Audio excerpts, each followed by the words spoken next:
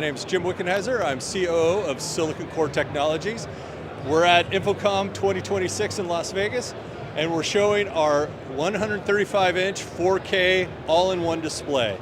This display can fold in on the sides, so it can fit into normal-size elevators, and it can raise up and down, so it can fit through normal doorways, and you can also raise it up nice and high so everyone can have a look at it.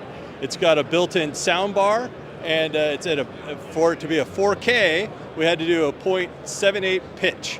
And so this is the first time we're showing it at InfoComm, and it's got all of our great standard technologies that SiliconCore is known for. It's got our common cathode IQ, which allows for really low power, really high brightness, and amazing image quality. It also has our ZAC technology, which allows us really good uniform grayscale. And of course it has our ELISA encapsulation. So you have a nice, bright, low power display. It only requires a single power cord. You can run it on a regular 120, 20 amp circuit, and it'll blow your socks off.